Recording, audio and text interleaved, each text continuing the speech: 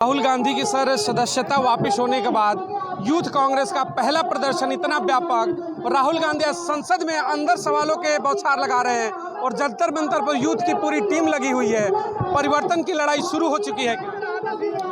मैं सबसे पहले तो आदरणीय सुप्रीम कोर्ट का धन्यवाद करना चाहता हूं कि सुप्रीम कोर्ट ने बिल्कुल जो न्याय किया राहुल गांधी जी के साथ और उनकी जो लोकसभा की सदस्यता जो भाजपा सरकार ने दमनकारी अपनी नीति को दिखाते हुए उनकी लोकसभा सदस्यता जो है वो ख़त्म की थी, वो सुप्रीम कोर्ट ने बहाल किया। इससे पूरी कांग्रेस में और उसके साथ ही यूथ कांग्रेस और जो देश का आमजन है जो राहुल गांधी जी को चाहता है वो सभी में पूरी खुशी की जो लहर है वो दौड़ पड़ी है। आज आप देखोगे कि लोगों की लड़ाई राहुल गांधी जी संसद में लड़ रहे हैं और यूथ कांग्रेस जो इस भारतवासियों की लड़ाई है वो आज संसद का घेराव करने के लिए सड़क पे उतरी हुई है। यही मेरा सवाल था कि आज कांग्रेस ने अंदर भी लड़ाई शुरू कर दी। राहुल गांधी जब पहुंचे संसद के अंदर सवालों की बौछार होंगे, फिर नजरें मिलेंगी। मणिपुर हो, महंगाई हो, तमाम रोजगार हो, मुद्दों पे बात होगी। सड़कों पर देखें तो यूथ कांग्रेस है, संसद के बाहर और अंदर दोनों लड़ाइयां एक साथ छिड़ गई। डबल अटैक क्या 24 को लेकर पूरा टारगेटेड है क्या? बिल्कुल, कांग्रेस पार्टी की पूरी तैयारी है 2024 की। और जो इस टाइम सबसे बड़ा मुद्दा है देश में बेरोजगारी, भ्रष्टाचार, महंगाई और सबसे ज़्यादा जो है वो मणिपुर में जो कानून के साथ खिलवाड़ किया जा रहा है, हिंसा हो रही है जो बीजेपी की शय पे हो रही है। आज सभी मुद्दों पे राहुल गांधी जी संसद पे सरकार को घेरेंगे और सड़कों पे यूथ कांग्रेस सरकार। सुप्रीम कोर्ट ने इस पर रोक लगा दी इस फैसले पर। और जब हम बात करते हैं गुजरात की लोअर कोर्ट ने जब फैसले कर दिए कि इनकी सदस्यता रद्द कर दी जाए, उस फैसले को आप कैसे देखते हैं? मैं तो यही कहूंगा कि सुप्रीम कोर्ट जो है वो सर्वोच्च न्यायालय है। सुप्रीम कोर्ट उन्होंने लोअर कोर्ट ने अपना फैसला सुनाना था, लेकिन सुप्रीम कोर्ट जो है उसने देखना है अभी कानून में क्या लिखा है। तो सुप्रीम कोर्ट ने कानून को मद्देनजर रखते हुए लोकसभा की सदस्यता राहुल गांधी जी की बहाल की है। और मान के चले कि गुजराती गैंग का जो अपना तिकड़म था राहुल गांधी को बैकफुट पर ले जाने का, वो कहीं ना कहीं फेल हो चुका है। बिल्कुल, राहुल गांधी जी आम जन की, हिंदुस्तान वासियों की लड़ाई लड़ते थे। उसी डर से बीजेपी ने उनकी लोकसभा में सदस्यता है जो रद्द कर दी कि उनके सामने कोई विपक्ष का नेता आवाज ना उठाए। उसी को लेकर ही एक षड्यंत्र के तहत भाजपा सरकार ने राहुल गांधी जी की सदस्यता जो है वो रद्द की थी, लेकिन सुप्रीम कोर्ट ने ऐतिहासिक फैसला करा, उन्हें दोबारा सदस्यता जो है बहाल करी है। एक सवाल मैं लेना चाहूंगा आपसे सीधे, 24 की सत्ता में वापसी किसकी? प्रधानमंत्री कौन? राहुल गांधी। ये आप लोग डायरेक्टली क्लियर कैसे कर दे रही है? तो गठबंधन की बात है, स्पेशल 26 की बात। हम कांग्रेस के सच्चे सिपाही हैं, हम यूथ कांग्रेस, हम अपने नेता के लिए तो लड़ाई लड़ेंगे। बाकी बाद में संगठन और जो भी हमारे गठबंधन दल है उनकी मीटिंग में तय हो जाए। यूथ कांग्रेस की अपनी मांग है कि हमारा मुखिया ही प्रधान, हमारा नेता राहुल गांधी, तो देश का प्रधानमंत्री राहुल गांधी, हमारा नेता राहुल गांधी वही प्रधानमंत्री होने चाहिए। चलिए आइए कुछ और लोगों से बात करते हैं।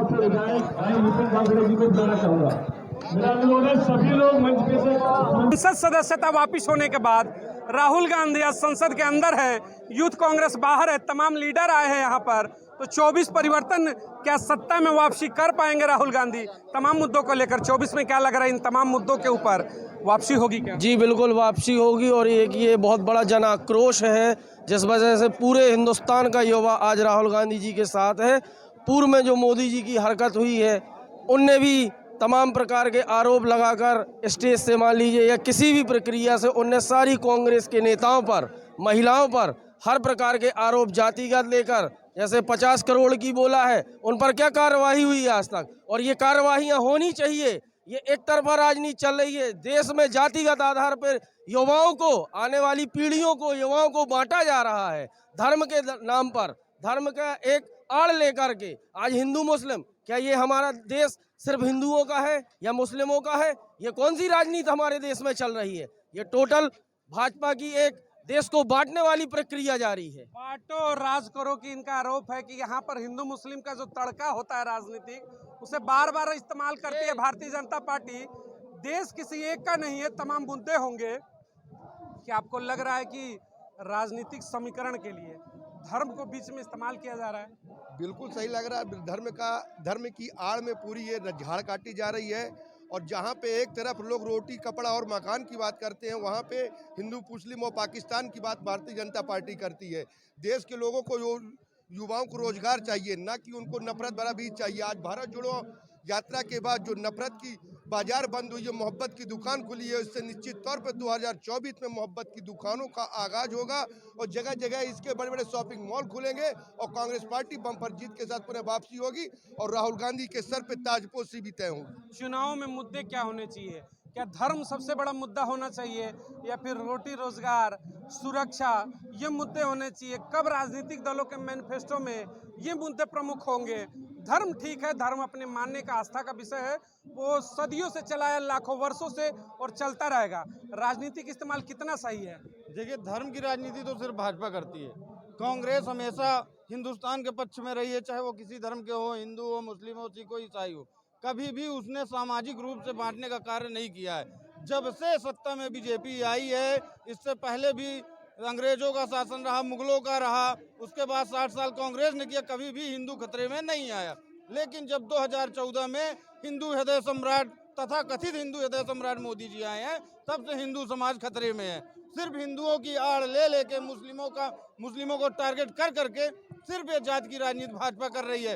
एक तरफ जहाँ पे महंगाई इतनी चरम पर है, वहाँ पर भाजपा कहीं सीमा हैदर, कहीं अंजू, कहीं कुछ भी, ये सब मीडिया भी आपका वो इन्हीं चीजों में ध्यान भटकाकर आम जनता की समस्याओं को, मुद्दों को कह रहे कि जब से हिंदू हृदय सम्राट इन्होंने नरेंद्र मोदी पर कटाक्ष किया कि सत्ता में आए, तब से ही संयोग देखिए कि हिंदू हृदय सम्राट बैठता है गद्दी पर और फिर हिंदू जो बहुसंख्यक हैं देश में खतरे में आ जाती है। और फिर भी हम कहते हैं कि सुरक्षित हाथों में है।